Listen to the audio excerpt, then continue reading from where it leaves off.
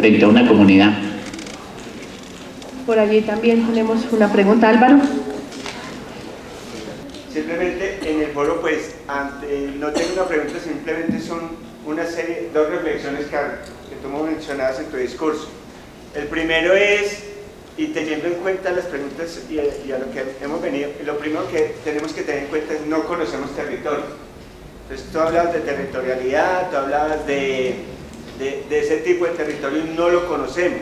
Y no lo conocemos ni siquiera históricamente, ¿cierto? Entonces cuando nos hablan, inclusive desde el desarrollo, cuando conocemos nuestro territorio desde la historia, y sobre todo ese tipo de territorios que permiten identificar dónde están nuestras potencialidades, dónde están nuestras falencias ambientales. Les voy a poner un ejemplo muy práctico que tiene que ver con lo que tú acabas de mencionar con el desarrollo sospechoso. La Quebrada del Perro, ¿quiénes conocen la Quebrada del Perro, chicos? Bueno, entonces, cuando conocemos la Quebrada del Perro, que es la quebrada que baja hacia donde queda Espoferia, la que se nos inundó hace 5 años, ¿sí? Cuando ustedes suben por el... Exacto. Entonces, ese es el tipo de reflexiones que yo quiero que hagamos. Cuando esa quebrada, sabemos que cada temporada de efecto niño, de efecto niña, ¿cierto? Se nos crece, se nos inunda, ¿cierto? Porque tomamos las decisiones de construir al lado y lado, ¿cierto? Porque tomamos decisiones de decir, si esa quebradita que no nos hace nada, ¿cierto? Pero que en ciertas épocas de inundaciones, ¿cierto? Empieza a cambiar nuestro territorio y a modificar, y estamos hablando de cambio climático y estamos hablando de gestión del riesgo, ¿sí? Entonces tenemos que conocer muy bien la historia de nuestro territorio, eso por un lado. Cuando hablamos de ética y pensamiento ambiental, pienso que en los 25 años de Constitución, en los 20 años de Política Nacional de Educación, en 15 años de Política Nacional de Educación Ambiental, la conciencia está. Porque yo trabajo con estudiantes, soy profesor de la Universidad de Caldas, y yo le digo a mis estudiantes, hagamos un ejercicio con los chicos, hagamos un ejercicio con los más pequeños, ¿sí? Y hagamos un ejercicio con las madres de familia, y todos dicen, sí, hay que cerrar la llave, hay que actuar, hay que echarnos la basurita al bolsillo, hay que tener una serie de pequeñas acciones que conjuntamente nos pueden fortalecer, pero esas pequeñas acciones se quebrantan o se parten cuando ya ese territorio ya no nos pertenece. Es decir, el frente de mi casa está limpio, mi cuadra está limpia, pero el barrio de allá tiene problemas sociales, ese es el problema de ellos. ¿Sí? No hay una integridad entre el territorio, entonces muy difícil a veces es poder defender ese tipo de situaciones en territorio. Esas dos reflexiones que quería comunicar en territorio. Gracias. Fabio. Muy complacido con la presencia de un auditorio de las calidades que hay en este momento, porque se sabe que esta semilla que está sembrando Corpo Caldas, Unión por el Cambio, Enrique y todos los que van a participar y están participando en esta semana, pues esa semilla va a tener verdaderos frutos.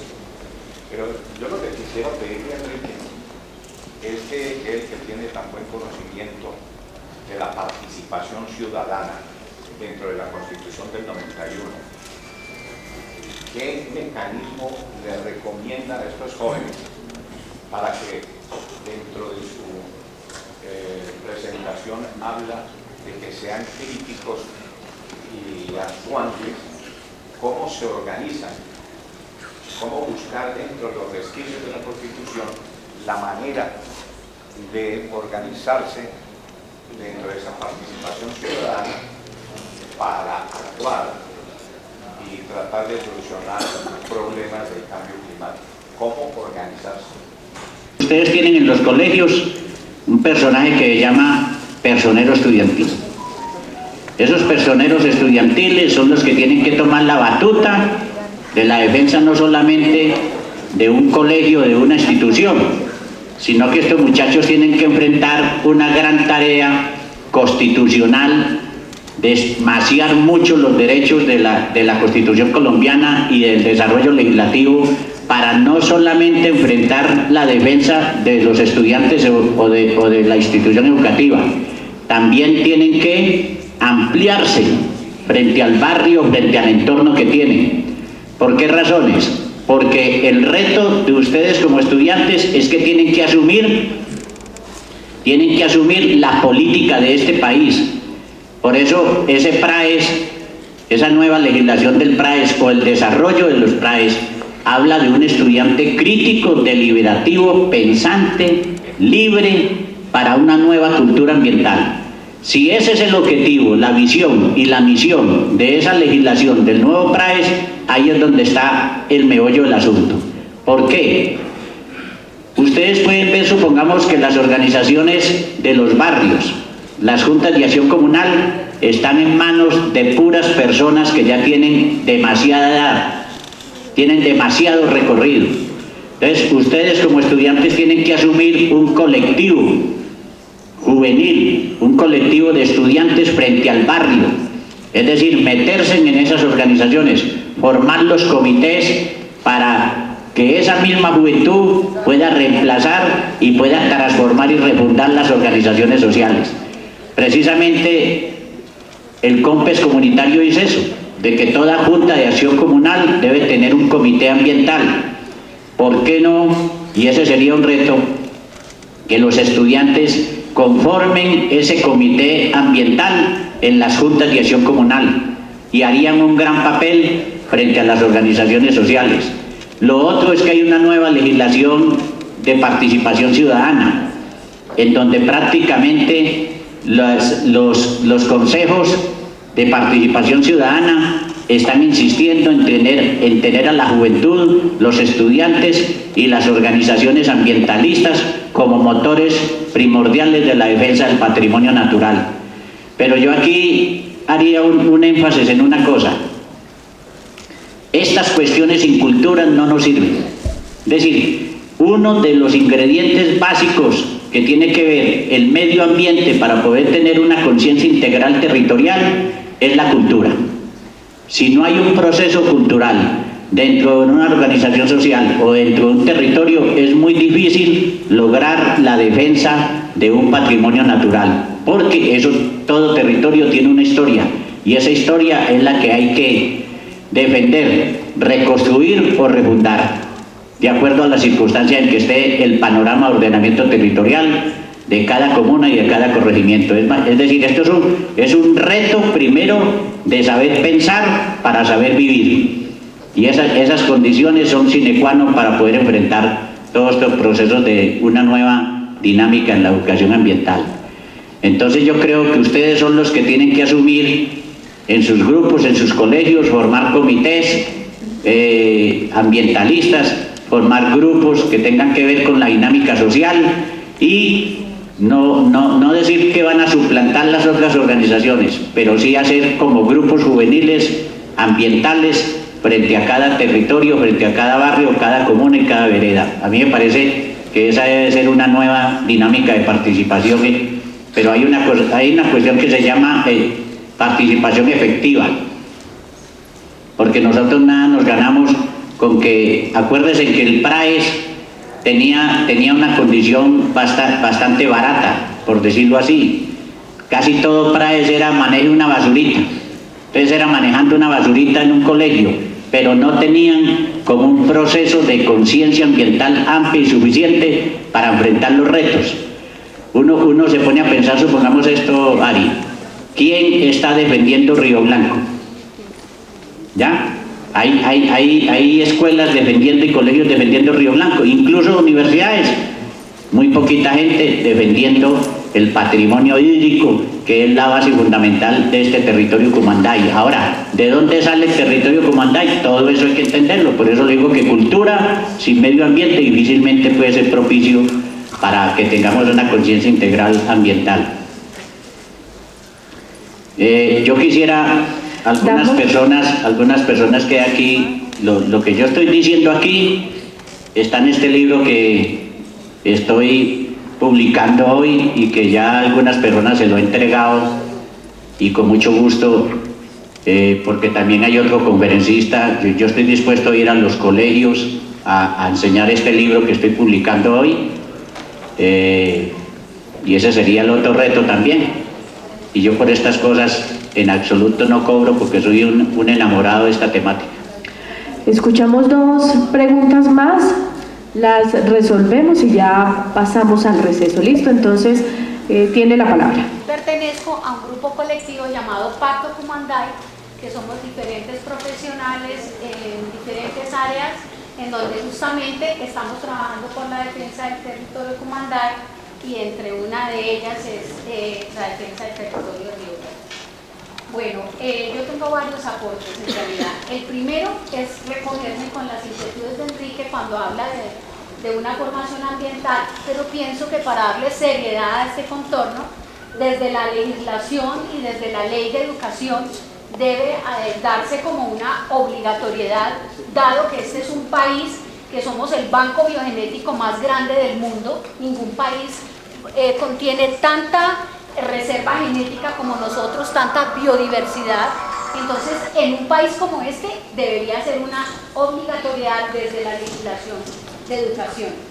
Segundo, en un foro internacional que estamos en la Universidad de Caldas la semana pasada, justamente con la misma perspectiva, hablábamos con el vicerrector de proyectos de la universidad, cómo la universidad y nosotros que somos dirigentes nacionales, pertenecemos a la Mesa Amplia Nacional de Estudiantes y Profesores, estamos tratando de posesionar desde la Ley 30, que es la nueva ley de educación en Colombia, tanto la cátedra de educación ambiental obligatoria para las universidades, pero también una proyección de universidad-sociedad en mi comisión, que es la comisión universidad-sociedad, en donde la universidad tenga un compromiso con este tipo de población y pueda desplazar su conocimiento y su investigación científica hacia proyectos que tengan una validez y una coherencia con las necesidades de nuestra sociedad.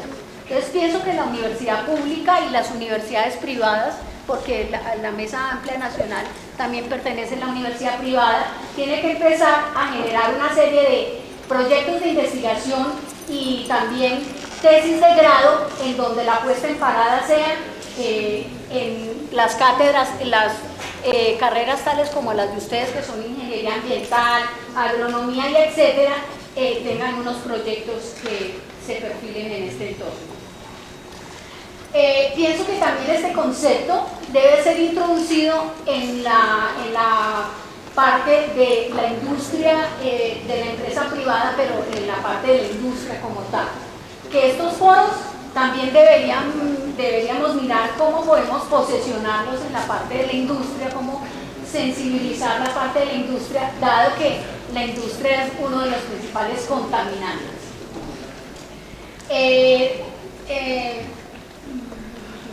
La empresa privada, como ellos tienen por ley unos fondos que deben invertir para disminuir sus impuestos, pienso que de allí, justamente desde la empresa privada, podrían salir los fondos para realizar estos proyectos, inclusive para hacer la puesta en parada en este tipo de población escolar.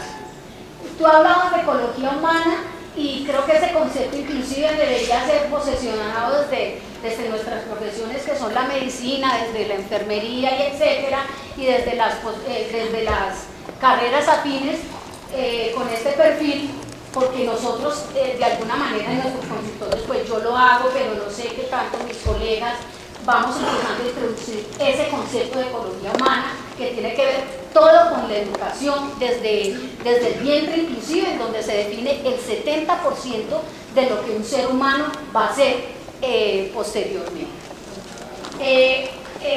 Pienso que estas cartillas deben ser posesionadas en las bibliotecas de los colegios, de las universidades, como un material didáctico, pero también en las cátedras, dado que ahora no tenemos una cátedra de educación ambiental, soñemos imposible, para allá lo posible, decía Che Guevara, pero soñemos que algún día la vamos a tener, pero que por ahora empiecen a trabajarse desde las cátedras de biología y etcétera.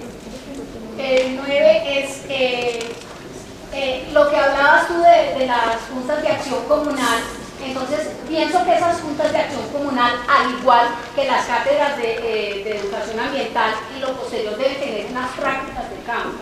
O sea, la teoría es muy buena, es una base científica, pero se necesita una práctica de campo, que se introduzcan las prácticas de campo, en donde me recojo con mi compañero que se fue profesor de la universidad, en donde primero se haga un reconocimiento del territorio, segundo se mire para los posteriores planteamientos del POT territorial las falencias y daños ambientales que tenga la comunidad, y tercero, esto permitirá que se generen los procesos de conciencia y de educación ambiental de la cual tú hablabas. El décimo, yo te contesto, nosotros en Pacto Cumanday estamos trabajando para defensa del territorio de Río Blanco, los invitamos porque van a haber unas movilizaciones, quienes vivan en esa comuna, porque vamos a defender el territorio de Río Blanco, pues va a haber un megaproyecto arquitectónico allí, donde va a acabar con la primera parte de la reserva Río Blanco y luego pues seguirán hacia arriba, eso ya lo conocemos.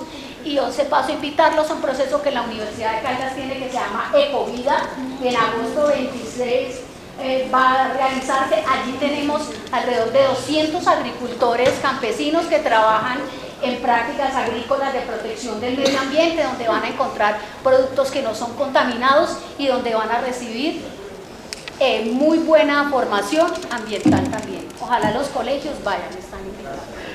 Escucharemos entonces estas dos últimas intervenciones. La niña. Bueno, buenos días a todos. Buenos Yo tengo días. una duda. A tanto las organizaciones en las comunas, en los barrios, yo tengo un pretexto. Casi todos los mayores, como usted lo dijo, son los líderes. Pero hoy en día toman el pensamiento del joven como si fuera algo absurdo, tanto como en este tema y en otros más. Yo pienso que hoy en día un joven de 14, 17 años podría tener muchas más mejores decisiones que un adulto. Porque hoy en día un niño chiquito en que se está enfocando, me tengo que lavar las manos y tengo que botar la basura para tener un medio ambiente bien.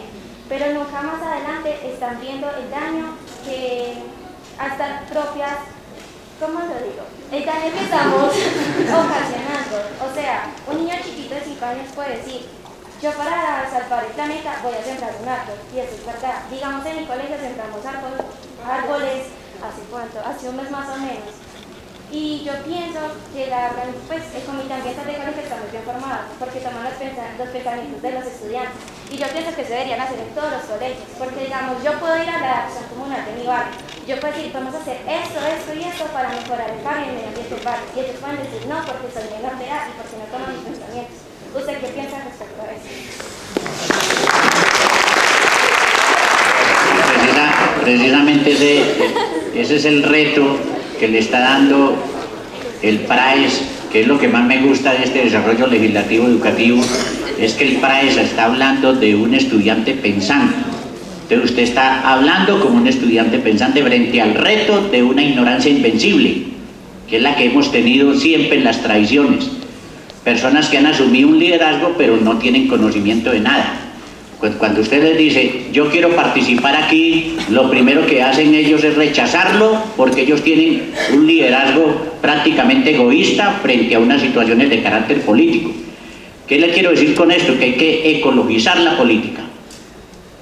Ecologizar la política es limpiarla de todo ese desorden que hay y de toda esa cuestión tan duradera que no nos permite que otros transformen su entorno y transformen su modo de pensar y de vivir frente a alguien que lo está impidiendo, es decir, que se declara casi como un óbice.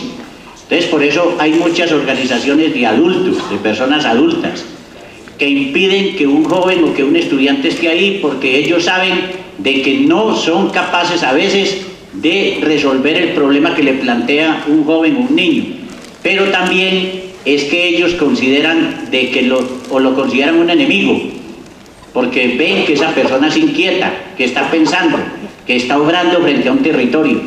Esas organizaciones fácticamente, es decir, históricamente son negativas para toda la sociedad colombiana. Verbo y Gracia, 5,5 millones de afiliados a juntas de acción comunal, todavía no han tenido una conciencia ambiental para enfrentar un reto nacional. Entonces, en eso sí tiene usted toda la razón. Ahora, ¿por qué la ley de juntas de acción comunal está permitiendo desde hace varios años, que también sean afiliados y participen con voz y voto los jóvenes de 14 a 28 años, porque tuvieron esa necesidad de que se tiene que replantear y refundar las organizaciones sociales. Y la única manera es que estos muchachos que ya pasan los 14 años tengan voto y tengan participación en las organizaciones sociales. Y ojalá alguna vez esta Constitución colombiana le dé oportunidad a los jóvenes para que procedan frente a esos procesos. Pero también hay otro que es un reto ya particular para usted. Hay una ley de la juventud que salió por allá en 1998, yo participé en la creación de esa ley, y le digo que son leyes chatarras porque quien no coja la ley se convierte en un peso de la ley, y el peso de la ley es una estupidez. La interpretación de la ley es la que hay que estudiar, y lo más importante es el espíritu de la ley. La ley de la juventud se hizo para que los jóvenes tuvieran un reto frente al futuro de este país. Tampoco es asumido porque esa ley de la juventud está captada, y yo diría que capturada también por muchos jóvenes que quieren ser solamente ellos los únicos que participan. Por eso ese libre albedrío de un estudiante pensador y crítico es fundamental frente a la nueva educación ambiental, porque lo hace crítico y constructivo, pero también dice que ese estudiante tiene que influir mucho en los planes de desarrollo, en el ordenamiento territorial de su espacio donde vive, de su ciudad, de su entorno, para una condición sine qua non, que ese es el espíritu legislativo, crear una nueva cultura ambiental. Entonces, ¿cómo se crea una nueva cultura ambiental? Con un nuevo pensamiento, refundar esos territorios, reconstruir la sociedad, hacer muchas cosas frente a esa dinámica. Pero yo quisiera decir algo, y no es definitivo, porque lo que yo diga aquí puede tener salvamento de votos. Yo lo que digo es que esto tiene que tener una posición política, porque la ecología es política, y para ustedes es muy tenaz que vaya desapareciendo una ciudad que tiene un entorno de selva tropical húmeda, ¿ya? Y desaparezcan los bosques, desaparezcan las zonas verdes, desaparezcan los ríos, se contaminen. La sola cloaca de la quebrada Manizales y el río Chinchiná es un ejemplo de que nosotros no hemos construido o defendido un patrimonio natural, al contrario, censo, está atacado. Pero ahí es donde digo yo, ahí está el efecto, pero ¿cuál es la causa? Y la causa nunca se ha atacado, muy difícilmente se ha atacado la causa. Y de pronto la causa somos nosotros de no haber tenido una política y una voluntad de defender un patrimonio que es de todos, que es esta ciudad. Entonces, por eso es que nosotros cada rato tenemos que propender es por demandas. Demandar es muy maluco, porque demandar es atacar al otro, ya, es atacar algo que le está haciendo un daño al medio ambiente, y eso es muy dispendioso, esas cosas de carácter judicial. Por lo tanto, es mejor atacar las cosas con una conciencia integral, ¿ya? Ambiental y ecológica, con una humanidad ecologizada, ¿ya? A propender simplemente la defensa por unas cosas de carácter jurídico. Yo, supongamos, he acometido muchas de esas batallas. El ecoparque Los Yarumos, usted no paga 5 centavos por entrar, y fue una acción popular que yo puse, y eso llevaba 9 años de corrupción. Cobraban la entrada y se robaban la plata y hasta loteaban al ecoparque Los Yarumos. Pero es una decisión que yo tomé para defender algo que consideraba era de ustedes, porque además es de ustedes, porque eso fue creado por la Fundación Luque, y el PNUD decía que mínimo le debían de dar trabajo a 100 estudiantes, y que el ecoparque Los Yarumos tenía como principio fundamental la educación ambiental. Pero como uno se deja robar las cosas porque no tiene conciencia de para qué sirven, entonces hubo 9 años donde se rompió todo el objetivo del ecoparque Los Yarumos. Pero si usted reclama, ¿dónde están los 100 estudiantes? ¿Dónde está el trabajo de esos 100 estudiantes? ¿Y dónde está la educación ambiental en Los Yarumos? Usted como ciudadana, y no solamente como ciudadana, sino como estudiante, tiene el derecho a reclamar. Pero le digo una cosa, estimada niña, porque me encantó mucho lo que usted dijo. El ciudadano más grande que ha tenido el mundo se llama Jean Valjean, en la obra Los Miserables de Víctor Hugo. ¿Ya? El ciudadano no es aquel que tiene una cédula, ni es mayor de edad. Para cuando alguien le diga en una fundación comunal que usted es menor de edad o usted es una niña, le tienes que responder, ya que ciudadano es aquel no solo que tiene 18 años y una cédula, ciudadano es aquel que es sujeto de deberes y de derechos, de acuerdo a la Constitución colombiana. Eso es un ciudadano, y eso está en el Larus. Entonces no saque su cédula, sáquele el diccionario Larus para que el otro aprenda quién es usted.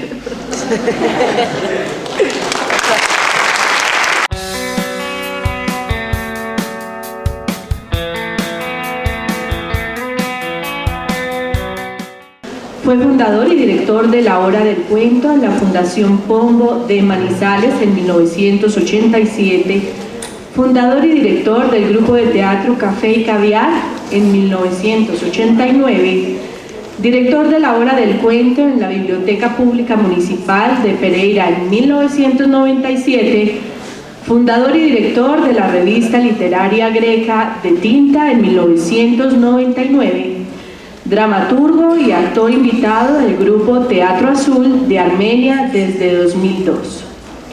Ha participado en la Muestra Iberoamericana de Narradores Orales de Medellín, la 8ª Feria Internacional del Libro de Bogotá, el Festival Internacional de Teatro de Manizales, el Café Libertad 8 de Madrid, España, el Festival Centroamericano de Teatro de El Salvador y el 8º Festival de Teatro de Tijuana, Baja California.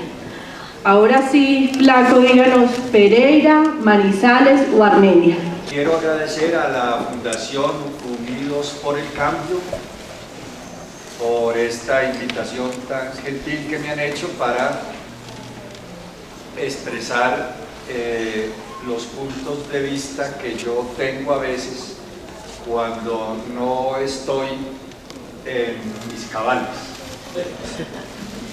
porque a mí me llaman el Flaco Jiménez, pero Enrique Arbeláez me enloqueció hoy, porque me tituló El Loco, pero no estoy en desacuerdo con esa apreciación. Yo creo que hoy por hoy estoy más loco que cuerdo.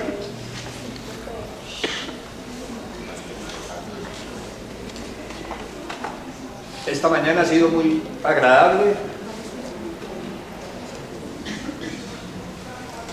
Si está verde, está prendido. Si está verde, está prendido. Ah, sí. Y es muy lógico que esté verde en un encuentro ecológico, ¿no? Bueno, digo que esta mañana fue muy agradable porque tuvimos la intervención de Enrique y de muchas otras personas, pero especialmente por la niña que intervino y que causó realmente un revuelo en el auditorio, tanto que Ari ha bautizado esta mañana como el fenómeno de la niña, que ya llegó.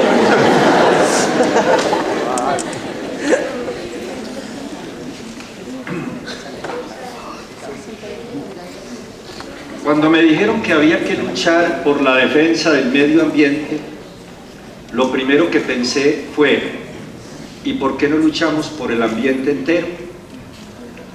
Entonces los ecologistas me explicaron que ya no quedaba sino medio. Desde entonces me he dedicado a viajar por todo el país para entender cómo los seres humanos estamos destruyendo nuestra propia casa. Y he encontrado muchos rastros de esta destrucción, porque donde hubo fuego las cenizas quedan, y donde hubo llamas queda el Perú. Visité el río Amazonas, el desierto de La Guajira, los llanos orientales, la selva del Chocó, el nudo del Paramillo, pero mi experiencia más aterradora fue cuando visité la desembocadura del río Patía, en Salahonda, Nariño. Lo primero que vi desde el avión fue una playa llena de turistas, y aunque estaban lejos de mi vista, me di cuenta que eran turistas nudistas. Lo supe porque vi culos por los binóculos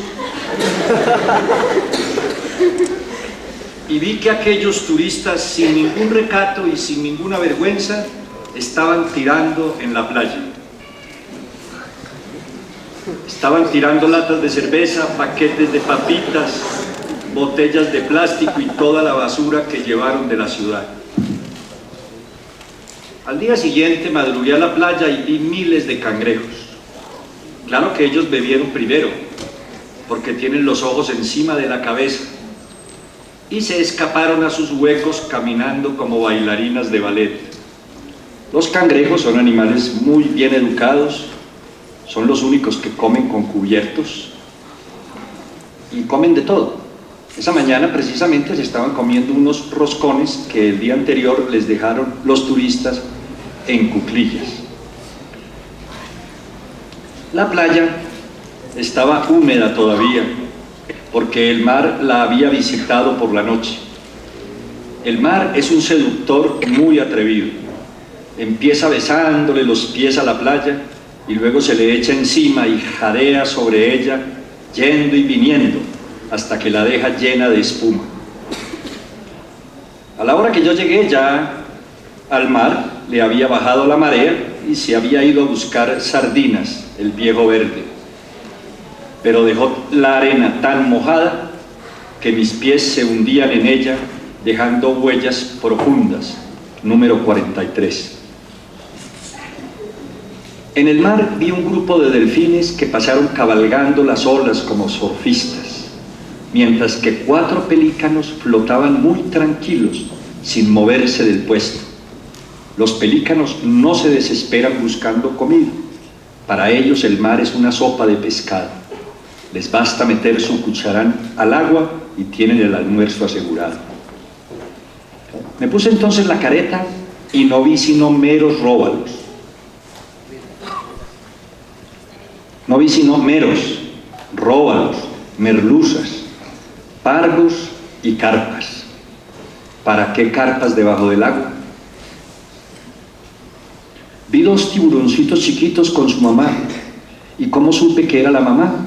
Porque estaba diciéndoles que se comieran toda la marsopa. Vi las ballenas orcas con sus pequeños ballenatos.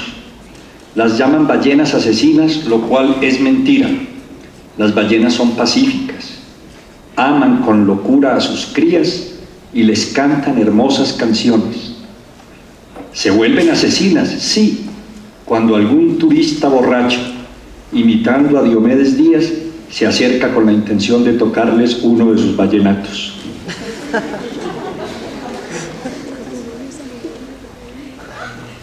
Los animales del mar son ecologistas por naturaleza. En el día, la anguila eléctrica se desconecta para ahorrar energía.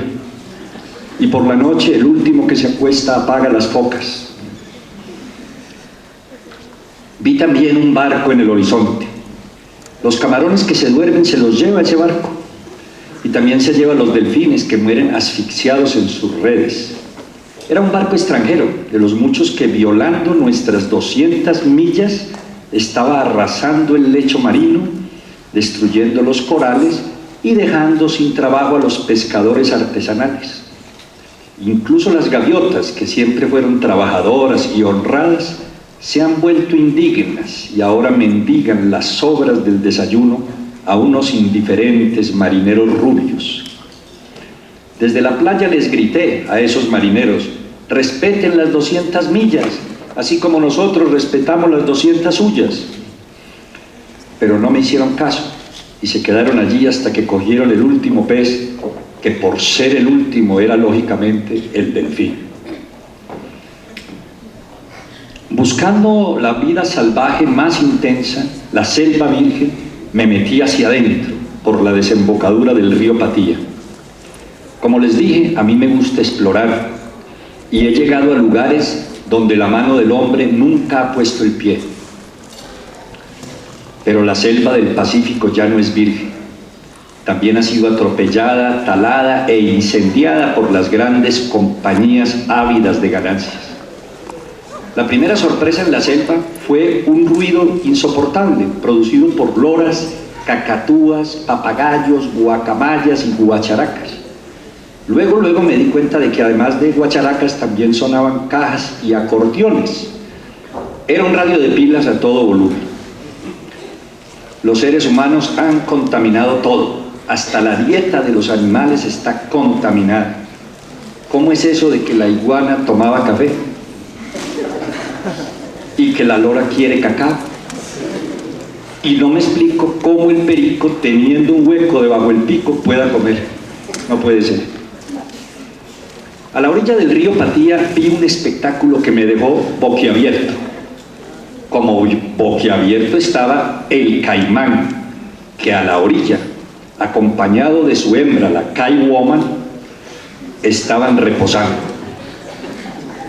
Ambos tenían las bocotas abiertas de par en par, mientras unas avecillas blancas diminutas se metían adentro y se comían los restos de comida que encontraban entre los enormes dientes, sin demostrar ningún temor por el mal aliento de aquellos reptiles. Los cocodrilos agradecidos derramaban lágrimas de ellos, de cocodrilo que llaman, agradecidos por esta limpieza dental gratuita.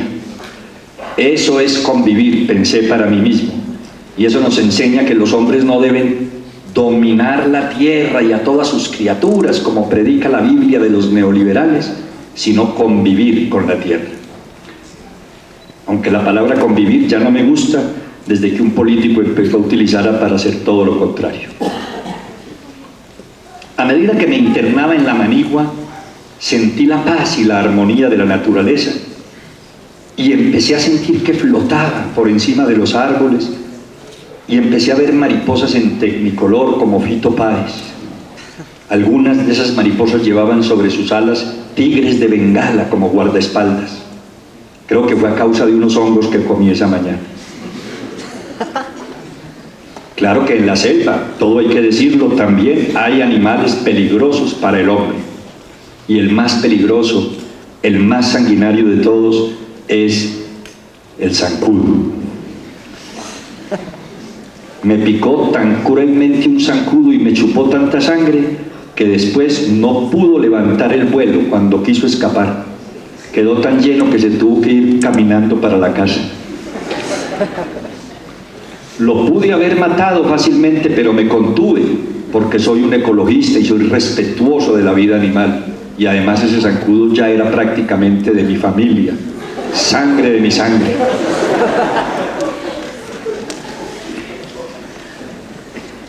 Los neoliberales dicen que así como en la naturaleza el animal más grande se come al chico, es natural que el hombre, por ser el animal más grande o el más grande animal, se coma a todos los demás.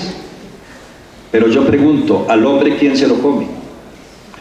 Bueno, al hombre se lo come el arriendo, o se lo comen los impuestos, o se lo comen otros hombres, los caníbales. O si es muy feo, pues que se lo coma el tigre. Claro que eso era antes, cuando había tigres. Los pocos tigres que quedan ya no comen hombres, porque saben que estamos llenos de preservativos químicos. De pronto, en medio de la espesura y a la orilla del río, vi a la dueña del radio de pilas. Era una lavandera negra, la bandera de la paz, que a orillas del río estregaba la ropa y arrojaba los restos del jabón al agua. Mala cosa, pensé, pero eso no es nada comparado con las toneladas de alquilatos y venenos que arrojan las multinacionales de detergentes al río Magdalena. Las multinacionales están acabando con el país. En La Guajira hay petróleo, carbón mineral y gas natural suficientes para alumbrar a París durante 20 años. Pero las multinacionales se llevan todo y nos dejan apenas el cabo de la vela, apagado. Muy pronto los norteamericanos vendrán a Cajamarca a desplazar campesinos, a acabar la fauna y a envenenar las aguas con cianuro. Por eso yo los invito a ustedes a visitar los Estados Unidos antes de que Estados Unidos nos visiten a nosotros. Estaba yo mirando plácidamente a la señora lavandera cuando me salió un gorila enorme por detrás de un árbol. Los gorilas son muy parecidos al hombre, o por lo menos ese gorila se parecía mucho a mí. Aunque yo no creo en la evolución. Si la evolución existe, entonces ¿por qué la garza soldado no ha llegado siquiera a sargento. ¿Y por qué Enrique Iglesias canta peor que el papá? El gorila se me acercó en son de paz y me saludó en español. Yo pensé que gracias a mi contacto con la selva y con la ecología ya podía hablar con los animales como lo hacía San Francisco de Asís, pero creo que era todavía el efecto de los hongos. Le pregunté entonces a aquel gorila por algunos de los enigmas del reino animal que más me han intrigado en mi larga vida de explorador. Le pregunté, ¿todos los dinosaurios se extinguieron ya? ¿O el de Augusto Monterroso todavía está ahí? Le pregunté, ¿los caballos también deben cruzar por la cebra? Le pregunté, ¿a la mantis religiosa su marido le cree lo que reza? Le pregunté, ¿qué música baila el flamenco? Le pregunté, ¿cuando un cocuyo está prendido tiene que entregar las llaves? Cuando un hombre canta se le puede ir un gallo, y cuando un gallo canta se le puede ir una gallina. A las gallinas chiquitas les da miedo jugar chucha.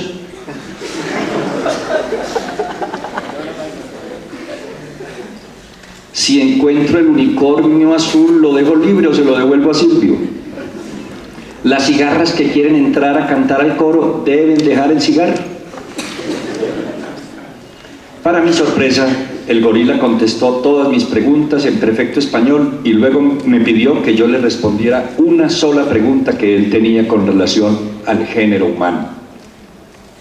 Me dijo, si a un gato le dicen michín, si a un canario lo llaman piolín, si un renacuajo es rin rin y hasta un perro es rin tin tin, ¿por qué a mí me pusieron King Kong si yo quería llamarme King King?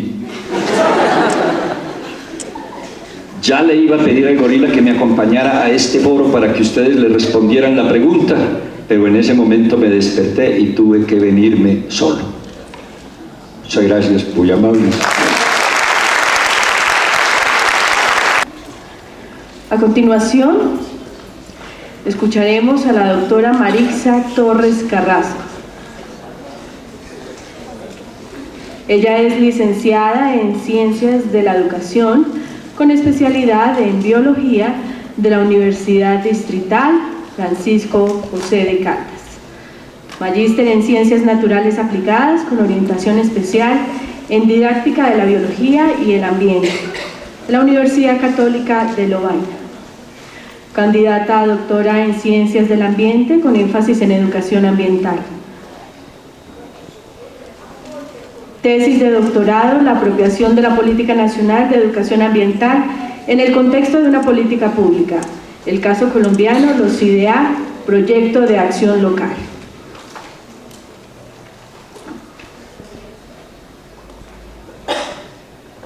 Actualmente se desempeña como docente titular de la Facultad de Medio Ambiente y Recursos Naturales de la Universidad Distrital Francisco José de Caldas, subdirectora de Educación y Participación del Ministerio de Ambiente y Desarrollo Sostenible, asesora de la alianza suscrita entre el Ministerio de Educación Nacional y el Ministerio de Ambiente y Desarrollo Sostenible. Fue coordinadora del Programa Nacional de Educación Ambiental del Ministerio de Educación Nacional. Ha sido coordinadora e investigadora en diferentes proyectos nacionales e internacionales, entre los que se destacan la incorporación de la dimensión ambiental en la educación básica, en zonas rurales y urbanas del país, proceso que ha dado lugar a la formación e implementación de la política de educación ambiental y a la estrategia de formación del Programa Nacional de Educación Ambiental, el fortalecimiento del proceso de descentralización de la educación ambiental en Colombia 2016-2012. Ha realizado y colaborado con la publicación de numerosos documentos con entidades como la OEA, Ministerio de Educación Nacional, Corantioquia, entre otras. Ha participado con sus ponencias y artículos en eventos académicos internacionales desde Argentina, Ecuador y Brasil hasta Canadá, Marruecos, España, entre otros. Además, ha sido profesora invitada de universidades nacionales e internacionales que tienen programas especializados en gestión y educación ambiental y ponente en eventos de gran relevancia. Ha recibido reconocimientos importantes, entre los que se pueden destacar excelencia académica en el marco de su desempeño como profesora en la Universidad Distrital, miembro del equipo de trabajo multinacional para las actividades del Plan Andino Amazónico de Comunicación y Educación Ambiental Panacea, miembro del Comité Nacional de Educación para la Prevención y Atención de Riesgos o Desastres Naturales, miembro del Comité Científico de diferentes congresos y encuentros internacionales de educación ambiental, invitada por la UNESCO para ser parte del grupo de expertos internacionales de educación ambiental. Invitamos entonces a la doctora Marixa.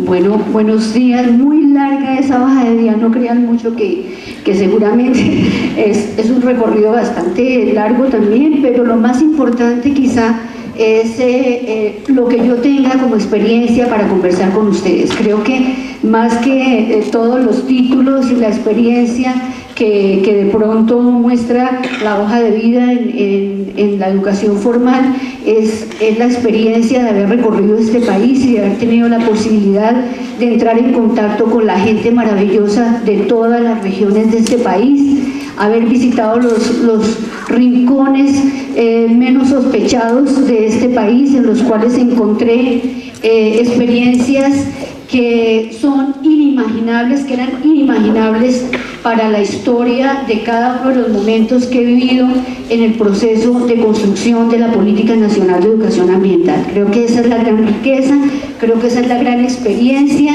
y quizá lo que voy a hablar